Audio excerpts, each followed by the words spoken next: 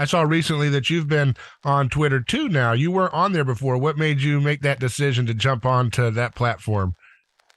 Well, when I finally decided to go ahead and act as the CEO for Our Country, Our Choice, uh, it really became unavoidable. And what's happened is that I now have someone who manages that account for me, and there are real restrictions on what he can put there. It has to come from me. It has to be a direct quote from something I've written or said on television or some other medium, because I really don't want to get involved in these pointless back and forth attacks with idiots on Twitter.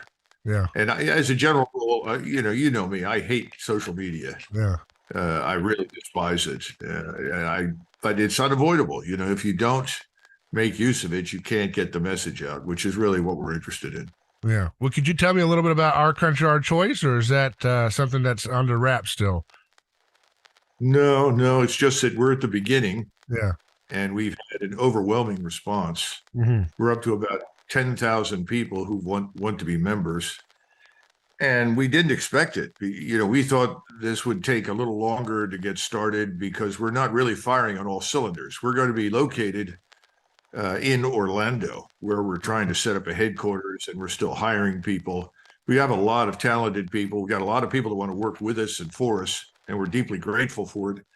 But imagine, if Noah built the ark for 50 animals and 5,000 showed up. Well, we're in the 5,000 category right now, playing catch up. And what we're really about, I think, in the narrow sense, is these are people with traditional conservative values who are appalled at this uniparty, who are fed up with the failure of the Democrats and the Republicans to really produce anything that's of importance to the American people. And the American people want to be protected. They want to live in a country where there's the rule of law. They're sick of all the criminals being released and then people who are not criminals being prosecuted, as we've just seen, by the way, with these January 6 people, this fiction that there was an insurrection, which is absurd. And then on top of that, you've got the problems at the border, the open borders, the endless wars. And I started to talk about these things and other issues that I mentioned about, here's the poor American worker who works all of his life, and then he could look forward to $1,400 a month from Social Security, and someone enters our country illegally, is handed $2,200 a month and a ticket to wherever he or she wants to go inside our country, after which, of course, other than continuing to receive free funding for whatever it is they do, they disappear. So that's very upsetting to people, and they're tired of the sexualization of children. I mean, basically, we're talking about security for Americans first. That means also ending these pointless and self-defeating conflicts. And most Americans don't even know where Ukraine is, and if they do, they certainly don't want to fight there. And the whole war is a catastrophe. It's murdered the Ukrainian nation. We're the executioners in that sense. The Russians have actually restrained themselves dramatically and held back because they're very strong. We're very much in a position to march very rapidly west, especially now where there's almost nothing out there to stop them. So I think people want to join us because they want an advocate for what's right, and they want a way to try and hold people in Washington accountable for all the corruption and stupidity, and they can't rely on the people they voted for. So what we want to do is, first of all, we want to give people a platform where they can speak. We want to help them organize across the country against this swamp, this sort of hopeless government that we have and the corruption that it represents. And then we want to help people hold these politicians accountable. Now, how do we do that? By making it clear what they really think and what they really do. I mean, a lot of these people stand up there and you think you're listening to Ronald Reagan in 1982, and then they go in and behave like Karl Marx. Yeah. So this sort of thing has got to end. So all of those things wrapped up together is really what our country, our choice is about. Now, we're trying to stay away from some of the more divisive issues because we want to unite people as much as possible. We want to focus on those things where we can agree, where we can have an impact. So I think that's our country, our choice. We're trying to build a media platform that will keep people informed, help them on the local level. let them also provide information about what's happening in their particular area. So we're going to try and ultimately pay workers, people that are part of the organization, we call them guardians, that will be all over the country in all of our states. And ultimately, we'd love to have somebody in every congressional district so that we get the ground truth. We find out what's really happening, and then we can also help and assist them. This is all going to take time, but we're really overwhelmed with the positive response we've gotten. And I think we're going to end up with, at some point, millions of members, to be frank. But we won't be able to accommodate that until the end of this year, November, December timeframe. And then I think as we move into 2024, hopefully we'll become a real force that the political environment, the people that are representing us or not representing us have to deal with. So is it a media platform or like a nonprofit lobby group, or how does it, like, what is No, the we particular? are not a nonprofit because we think if you can't pay people on the ground to advocate for the right things, you're going to fail. Right. This has been a problem on the right. If you look at the left, you go back to the 2020 election or the 2016 election, you go to any of the polling stations, there are 30, 40, 50 lawyers there bankrolled by the left to ensure that things go the way the left wants them to. There's nobody there advocating for us, the American people. And I think I think that has to happen. So we're not a nonprofit. We have investors. I think we're going to have more investors. Obviously, if people want to contribute to us, we're grateful for it. But in this time frame, we did not want to build an organization that's designed to become a movement for what's in the interest of the country and then ask people in crappy times like the ones we live in for money. I mean, we don't want to ask Americans who want to join us for money. We say, no, bring your energy, bring your imagination, bring your ideas, and we'll do everything we can to incorporate you and maximize that. But we're not asking anybody for money. So joining this is free. And as I said, if we got to say 1 million plus, we would have 8,000 guardians. And these people would be the paid infrastructure that helps guide the larger movement, because it's really about a movement. We've had our national identity diluted through this uncontrolled immigration that is really killing us. And now we hear terrible stories about people coming in with all sorts of medical conditions and diseases. We have people in Central America dying of encephalitis and malaria on the way up here. We want to put a stop to this. We're tired of hearing about little girls who are 11 years old being gang raped before they cross the border from Mexico into the United States. We want this to stop. And we want to stop the criminals inside our country. So these are the things we want to do. We're going to stop this stupid war in Ukraine that is killing people pointlessly. We don't want regional or global war with Russia or China or anybody else.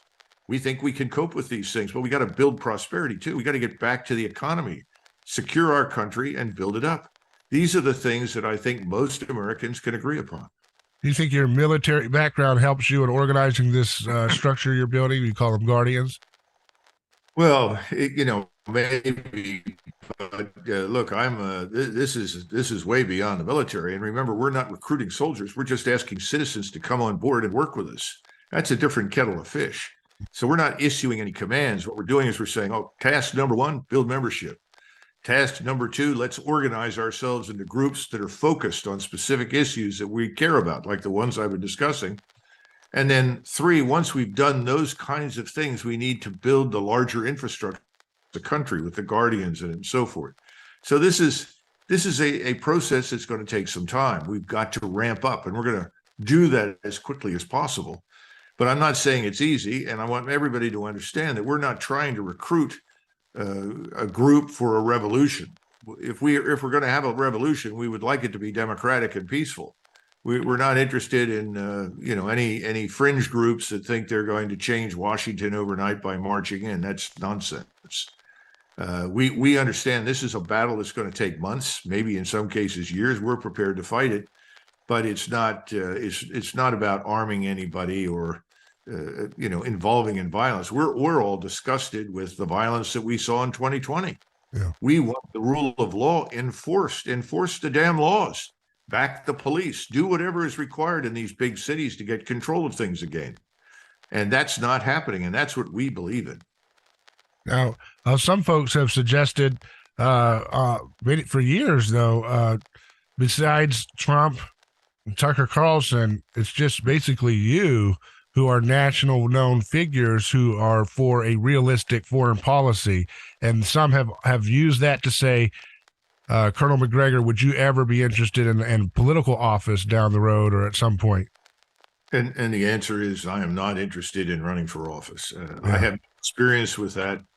I've always been very critical of people who served in the military for long periods. I'm not talking about someone who's in for 3, 4, 5 years, or even for that matter, some 20-year officer who decides to retire, a senior NCO, and wants to run for office. I'm talking about senior officers, people like me and those who've served for 25, 30, 35 years.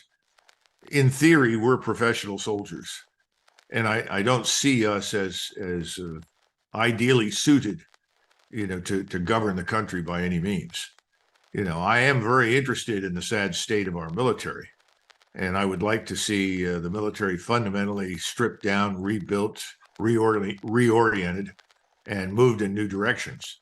That's a different matter. That's what I've always been about, and I'm about the foreign policy, which is inseparable from our military, because we've militarized our foreign policy. Our answer to everything is bomb them.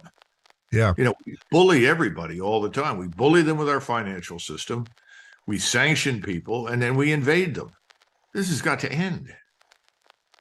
Yeah, and it's one of those things that people are just so exhausted because they feel that the Republican Party is completely lockstep with the Democrats. I mean, Mitch McConnell was over there saying, he's proud of Biden's work with Ukraine. He's just not doing it fast enough and competent enough and giving him the money. Um, this is in stark contrast to where the populist base of both the Democrat and Republican Party really is on this matter. Robert F. Kennedy Jr. representing the Democrat base, which still has a populist tinge to it and some anti-war elements. It just seems as if their respective bases are always shut out of the political process when it comes to representation. No, I agree with you completely. And I think very highly of Robert F. Kennedy Jr. I think he's absolutely on the right track. And, I tell people all the time that, I'm old enough to have grown up with real Democrats in the 50s and the 60s. And those people were patriots. I lived in an area where, Republicans were about as scarce as hen's teeth, and everybody was a Democrat. But they were all patriots. They all loved the country. There were no differences among us between what was really vital for the nation. I mean, one of the things I tell people all the time, and they all look surprised because, most people don't know their own history. Very few people are aware that when Richard Nixon ran against John F. Kennedy in 1960, Richard Nixon actually won the election. That election was, quote unquote, stolen. And at the time, many people came to Nixon and said, "You've got to protest this. This must not stand." And he said, "Well, we're in a difficult position right now. We're dealing with the Soviet Union. And in 1960, the Soviet Union loomed very large and cast a terrible shadow over the United States and the free world." And he said, "I don't think we want to put our country at risk by internal disputes that might give aid and comfort to the Soviet opponent." Then he also said something else. He said, in addition, I know John F. Kennedy. I served with him in the Senate. The man's a patriot. Our country is safe in his hands. Well, that's the point. Our country is not safe in the hands of the people in Washington at all. And I don't care whether it's Biden or McConnell or any others. These people are all focused on self-enrichment. They've financialized the economy. They've subverted the democratic process. And there's no real difference between the people on both sides that are dominating the scene. And they're a danger to our country. This has got to stop. We've got to come up with a counter elite. That's also what we're about, identifying and building up a counter elite. People that share our values, our thinking, and care about the country, love the country, and want this to change. But that world that I grew up in is truly gone. And so when we look at the other people that we're dealing with, and you mentioned McConnell and Biden and Schumer, look at them. What's the difference? Who are we kidding? There is no difference. That's the problem. Yeah. Now, going to the war in Ukraine, I've heard you recently say that I think it was to the effect of you're concerned that perhaps Russia's slow approach to this could make this conflict a more dragged out hot war between America and Russia. Is that correct? Yeah, I'm concerned because people have been misled from day one about the Russians. Putin, at the beginning of this debacle, moved into Ukraine with a very small force, about 90,000. And this force suddenly encountered a Ukrainian army that we had built up over the previous 6, 7 years with the express purpose of fighting and destroying Russia. And he thought that he was sending a signal to the West that had not paid any attention to him, that the Russians are serious about their security and they would not tolerate a NATO presence on their border. And they most of all were concerned about our willingness to put missiles into eastern Ukraine, as the Soviets did in Cuba in the 1960s, that would threaten their cities and threaten their nuclear deterrent. There's a lot of evidence that we were absolutely prepared to do that, and that's what the Ukrainian force and the state were being built up to support. He discovered that he had no negotiating partners, but he dragged this out through March and April and finally said, well, that's it. I guess no one's going to negotiate with us. We're in a different set of circumstances. He did not, I think, expect the reckless hatred that grips Washington and their globalist allies in Western Europe. And as a result, he said, this is a game changer. We've got to go back, re-examine things. And then the Russian military buildup began. And today you have over 750,000 troops. There are plans to go up to 1.2 million. They may well reach that by the beginning of the next year. Is that total, course, or you mean deployed into Ukraine? No, total. Okay. Yeah, but the 750,000 right now are around Ukraine or in it. And that force is enormous, and it's extremely well equipped, heavily armed, and by the way, very competent and very well led, contrary to what everybody says. They've inflicted devastating casualties. It's more than 400,000 dead Ukrainian soldiers now. How many casualties on the Ukrainian side, anybody knows, but when you look at the Russian side, you're looking at perhaps 30, 40,000 killed in action, maybe another 30, 40,000 wounded, and most of the Russian wounded is treated and returns to the battlefield to fight. Whereas most of the wounded in Ukraine are so severe, they'll never come back to combat. So now they're trying to basically force whatever they can find inside Ukraine into uniform to go jump into the meat grinder that's killing thousands of Ukrainians every week. And they're trying to get the Polish government to assist them in repatriating anywhere between 80 and 100,000 Ukrainian young men to come back and fight. Of course, that's not going to happen. There are all sorts of legal reasons why that won't happen. Because remember, you've had 14 million people at least move west and leave Ukraine. So this organization we call a government, this Zelensky crowd, is really weak, and they are devastated, and they're on their last legs. So what sustains them? Us. Yeah. We're transferring billions in cash. We own the government. We pay for the government. We pay for the military. The whole place would fold and die tomorrow morning if we suspended the aid. Now, the aid that they do need is medical.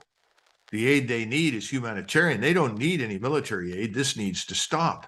We need to suspend that. It's just killing more and more Ukrainians. Now, here sit the Russians controlling 90% of the territory where the Russian population lived in eastern Ukraine that they were trying to protect.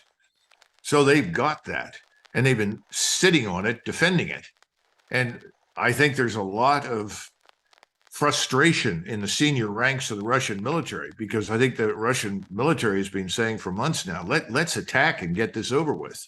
We can crush this problem once and for all. And he's been reluctant to do that for two reasons. Number one, he really doesn't want to kill any more Ukrainians. We find that hard to believe, but he sees them as Orthodox Christian Slavs, just like the Russians. Secondly, he doesn't want the United States and NATO to intervene in Western Ukraine. So he's taken the position that let's move deliberately and incrementally to avoid a sudden impulsive move from Washington that would put them at war with us in Russia. And that's an understandable concern. But now The situation is so bad, and we are so weak, I think, in the West, as he's accurately concluded. I don't think that the potential for real intervention is there anymore. If you look in Poland, public opinion there has swung decisively against Polish involvement in the war. Yeah. They'll send assistance, but they will not fight. And so, under those circumstances, I think his senior military leaders are saying, let's go and end this. If we do nothing, and the Europeans fail to elect new governments or put new people in power that will talk to the Russians, then I suspect he'll eventually give permission and they will march west. And they could march all the way to the Polish border. I keep telling people this. And of course, that's the opposite of what we want. You know, the beauty of Ukraine, particularly if it had become a neutral state, was that it put 500 miles between the NATO border and the bulk of the Russian military, which is what we wanted. Now we're going to get the opposite because we were foolish and stupid and completely miscalculated, didn't understand the Russians, didn't understand their capabilities. Now, isn't Washington's the foreign policy genius Mike Pence and Nikki Haley have suggested that things are going according to plan? We need to drain Russia of its resources, of its military personnel, and that's why we should be continuing this effort, and it's going according to plan in their terms, maybe just not fast enough. That's kind of the neocon talking point against Biden. Well, he's not tough enough, right? And they're always saying that. Is anybody out there believe anything that the former vice president or this person, Nikki Haley, the former governor of South Carolina, says? They know nothing. These people are uninformed and ignorant of reality. They certainly don't understand what's really happening. And even if they do, it doesn't matter. You have to look at the people who are donating to them. I keep telling everybody, you want to understand why somebody says stupid things like that make no sense, that are very dangerous. Who are their donors? And this is why you go back to Trump. One of the things we liked about President Trump was that he put his own skin in the game. He was someone that said, no, I'm not going to simply do whatever the donors want. You have someone now with Robert F. Kennedy Jr. who's very similar. And naturally, both men are widely hated and despised in Washington by the swamp because they represent a clear and present danger to the corruption. You know, it's just a big money laundering operation in Washington, and the American people are the ones whose money's disappearing, and they're not getting anything out of it. So you don't think that Putin's decision to slow walk this war is not contributing to the diminishment of the Russian military in a way that would render the country in a much more vulnerable state going forward? No, not at all.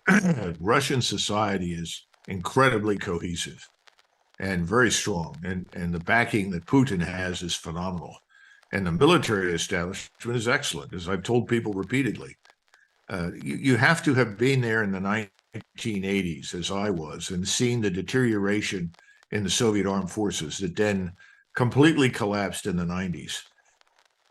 Then subsequently gone back, as I did in 2001, and see the new renaissance, which then was just beginning, and the attention to detail and change and reorganization that took place in the Russian military. No, this is a very strong, capable force. And if you challenge it, you're going to have a hard time. And what I've always worried about is that we stupidly challenge them. We are soundly defeated. And then in our frustration and embarrassment, we decide to turn to a nuclear weapon. Well, that's game over. And I've tried to tell people again and again and again, stop this nonsense about a quote unquote tactical nuclear weapon. Oh, don't worry about this one. This is only 5 kilotons. They'll understand that we're not serious. We're not going to go to a all-out nuclear exchange. Well, if you're sitting in Russia or China and you have an arsenal and we use a nuclear weapon, the incentive there is immediately to respond with everything you've got because you're afraid that you'll lose it if you don't. We need to stay away from this nuclear business. And both the Russians and the Chinese have said they will not use nuclear weapons unless they are attacked with nuclear weapons. Yeah. We need to stop this and get out of this business, and we need to stop fighting over it. We have no interest in Ukraine, east, west, center. We have none, no strategic interest. The only strategic interest we have is no more war in Europe. And that was the interest that should have guided us as soon as this became a conflict in February and March of 2022. That's when we should have intervened right away and said, wait a minute, we don't want a war. That's not the answer. We have to talk. But you can't talk to people if you won't listen to them. Yep. We refuse to listen to anything they say. And of course, we say all this ridiculous nonsense. Putin is Hitler or Stalin or something else. That's not true. Now, I don't know the man personally, but I can tell you this: Russia bears no resemblance to those horrible states in any way, shape, or form. We need to stop talking in those terms. I always ask people, well, what happened to the global caliphate? Yeah. Silence. Yeah. Well, if Russia doesn't work out for us, the attitude in Washington is, well, we'll turn on China. Well, that's a great idea. Yeah. Why would you do such a stupid thing? And people say, well, the Chinese are this, the Chinese are that. Look, close your borders, secure your coastal waters, expel the people in the country from China who are stealing from you, who are here to do us harm. Throw them out. Let's get control of America. Let's expel these illegals. Let's restore, the rule of law. These are the things we need to do. We don't need to go to war. War is the last thing we need. Yeah, it seems like that the folks who are running the show in DC have kind of gotten the memo from their donors or somebody that America's days as a national entity are over, they're dwindling, and that they're kind of using up our resources as this kind of Rottweiler to injure another party, as in, Russia and so forth, on the way out. Kind of like this old dog's going to be taken out to pasture to be shot soon. So let's go ahead and let this dog run its, rabid energy into this other one, Russia, that we don't like. And together that they will neutralize and diminish and demoralize their respective cultures. And then that will set up the place for a more globalist one world government. That's the way I look at it. Well, I'm sure you're right, but their concept of one world government, I think, is one world financial domination. Yeah. If they can financially dominate everything, which is what both China and Russia and now India, the BRICS, the Saudis, everyone is now backing away and saying, look, we're going to stop using dollars. Yeah. You're not going to dominate us. You're not going to control us. You're not going to manipulate us. So they've clearly gotten the memo. And you have to look at the people who control finance and the media and Hollywood, and you begin to discover who's controlling events on the Hill. Which hedge fund managers are the big donors? Who are they? What do they want? They all want the same thing. They want to destroy Russia. Well, they want to remove Putin, and they want to essentially divide Russia up, strip it of its resources, and sell it off. That's what they want. This has nothing to do with the things that are publicly stated. This is just one huge corrupt operation, and we're being exploited just as the Ukrainian people are being exploited to do it. We got to stop it. Do you think the Western oligarchs got into the ear of Prigozhin, or do you think that was just totally unrelated? That has not. Don't worry about Prigozhin. I don't know what happened with regard to his death, but Prigozhin was somebody who was enormously popular. He was popular because he expressed this view that we discussed earlier. Why are we waiting around to crush these people? Why don't we just get this war over with? That was the view he was expressing, and that's widely held in the senior ranks of the Russian military. There are also a lot of people in the Russian government that feel that way. Putin is not anything like the person described in the Western media. He was the one Russian leader who, first of all, spent time in the West. He knew something about Western civilization. The man speaks fluent German. He spent years in Germany. This is someone who likes the West. He wants a good relationship with the West. He wants to do business with the West. He doesn't want to fight it. This is all being turned on its head by these financial oligarchs in the West, as you point out. They're very dangerous, and they're not just in the West. Just like this man Kolomoisky, who's now been arrested, which is a joke because he's a billionaire oligarch who picked Zelensky from nowhere and made him president of Ukraine. But of course, he was busy laundering billions of dollars and putting them into his account, just as Zelensky and his friends are doing in Cypriot banks or Israeli banks or something else. This sort of nonsense is a great facade. Oh, I'm arresting Kolomoisky because he's bad, he's corrupt. That's sort of like telling Willie Sutton, I'm going to start guarding banks. I'm no longer going to rob banks anymore. And you find Willie Sutton in all the banks. What's he doing? Stuffing his pockets full of cash. It's a lot of nonsense. But Americans don't know the background, and there's no reason why they should. Americans are worried about what's happening where they are. They're worried about their own economic situation. That has worked to the advantage of this small minority that runs your government and runs our foreign and defense policy. They've been allowed to operate without accountability. Your PhD was in German and Russian relations, and that seems to be the heart of so much of American foreign policy in that region, is to make sure Germany and Russia never get connected and allied in any deep way. What's going on in Germany from what you can tell? Are you starting to see any indication that the Germans have a backbone to start telling DC, stop sacrificing us, or are they completely demoralized still and going to go along with whatever we want? I think the Germans have the national consciousness of a traumatized rape victim. And that's something that needs to be put aside. I think that the Germans, every time they feel as though they should stand up for themselves or defend their interests, immediately punish themselves and beat themselves over the head and say, you can do nothing. You must sacrifice yourself because of what happened 80, 90 years ago. This is nonsense, but it's been exploited by these globalist elites that currently dominate Berlin. Now, Germany's on a suicide path. They're on the road to deindustrialization. Here's one of the greatest scientific industrial bases in the world, with some of the best human capital in the world, that operates as an engine of prosperity, not just for itself, but for Europe. They're tired, I think, in many cases, of being the sort of milk cow for everyone, for effectively bailing everyone out financially when anything's gone wrong. You take Germany out of the Euro zone, there's no Euro. You take Germany out of the EU, there's no EU. Germans understand that. They've tried to bend over backwards to make everyone happy, and what's their thanks and gratitude? Most cases, people pour buckets of filth and abuse all over their heads. You know, everybody in Europe that is not German wants to blame the Germans for their problems, which is nonsense. Now, the Germans over the previous 300 years, with the exception of two brief periods, World War I and World War II, have actually had excellent relations between themselves and the Russians. They're natural partners, strategic partners, for reasons of economics and finance, and also for reasons of strategy.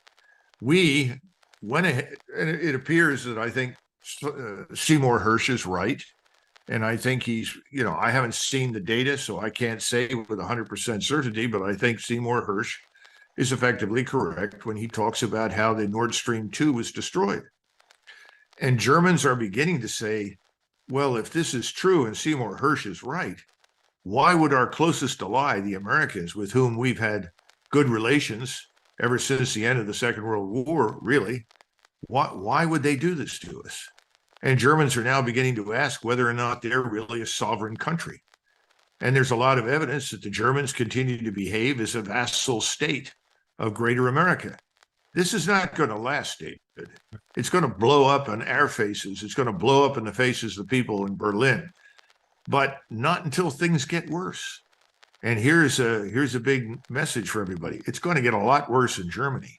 If we have the cold winter everybody is forecasting, it's going to be hell to pay in that country. You'd already have millions of homeless. Now you have millions of more unwanted migrants, this time millions coming out of Eastern Europe or Ukraine.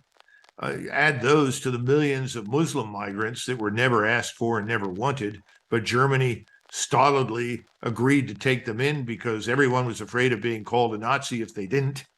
That's about to end. And I'm afraid that when it finally ends, we're going to discover that we have very few friends left in Germany. Yeah, I hope that these different countries can learn to have a healthy relationship with their sense of themselves, rather than just go along with this kind of nightmarish bully tactic of anytime you have any regard for yourself, you're a monster. It's pretty obvious how despicable that is. Colonel MacGregor, I always appreciate your time, and I do want folks to check out your website, ourcountryourchoice.com, and we look forward to seeing what comes of your efforts in that regard. Thank you. Thanks, David. I appreciate it very much.